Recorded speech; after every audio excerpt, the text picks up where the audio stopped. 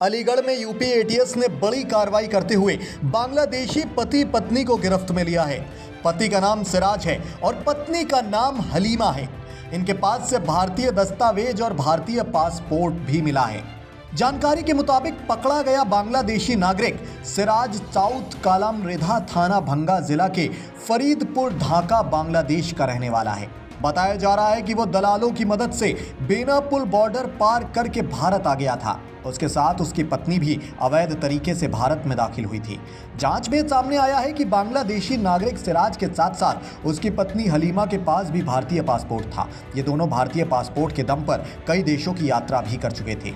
आपको खबर हो कि ये दोनों भारतीय नागरिक बनकर सऊदी अरब, बांग्लादेश, दुबई तक की यात्रा कर चुके हैं। फिलहाल यूपी एटीएस ने बीएनएस की धारा 318, 336, 337, 339 और 340 विदेशी अधिनियम 1414A के तहत केस दर्ज करके दोनों आरोपियों को गिरफ्त में लिया है और इनसे पूछताछ जारी है। सवाल यह है कि इनके पास भारतीय दस्तावेज और भारतीय पासपोर्ट कहां से आ गए। अब यूपी एटीएस इस मामले की जांच कर रही है। इसी के साथ सीमा पार करने वाले दलालों का भी पता करने की कोशिश में जुट गई है। अब चलते चलते आपको सीएम योगी आदित्यनाथ का वो बयान भी सुना देते हैं जिसमें उन्होंने बांग्लादेशी घुसपैठियों को सबक सिखाने की बात कही थी। 500 वर्ष पहले बाबर के एक सिपह सालार ने जो कुंभ अयोध्या में किया था, जो काम संभल में किया था, और जो काम आज बांग्लादेश के अंदर हो रहा है, तीनों की प्रकृति, तीनों का डीएनए एक जैसा है। उन्हीं की जो जीन्स है वे आज भी हैं, जो जाति के नाम पर राजनीति करके सामाजिक ताने बाने को छिन्न भिन्न करने का प्रयास कर रहे हैं। अगर कोई ये मानता है कि वो बांग्लादेश में हो रहा है, तो यहां भी बांटने वाले तत्व उनके लिए बेट बन करके खड़े हो रखे हैं, पहले से खड़े हैं। वे समाज के सामाजिक ताने बाने को छिन्न भिन्न कर रहे हैं। आपको बांट करके फिर काटने का और कटवाने का पूरा इंतजाम भी कर रहे हैं। ये जोड़ने के कार्य को अगर हमने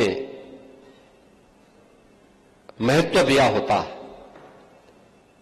सामाजिक विद्वेष को आगे बढ़ाने और समाज को तोड़ने की समाज के दुश्मनों की रणनीति को सफल नहीं होने देते, ये देश कभी गुलाम नहीं होता।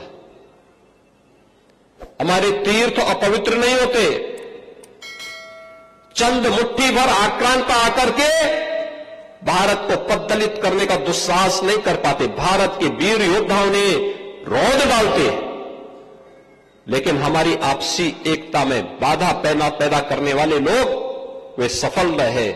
और उन्हीं की जो जीन्स है वे आज भी हैं, जो जाति के नाम पर राजनीति करके सामाजिक ताने बाने को छिन्न भिन्न करने का प्रयास कर रहे हैं।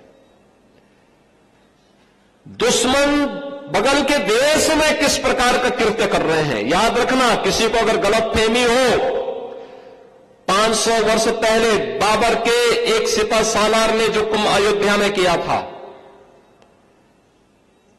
जो काम संभल में किया था,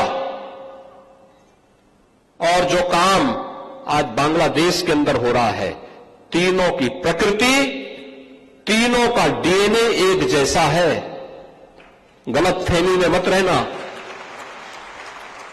अगर कोई ये मानता है कि वो बांग्लादेश में हो रहा है, तो यहां भी बांटने वाले तत्व उनके लिए बेट बन करके खड़े हो रखे हैं, पहले से खड़े हैं। वे समाज के सामाजिक ताने बाने को छिन्न भिन्न कर रहे हैं।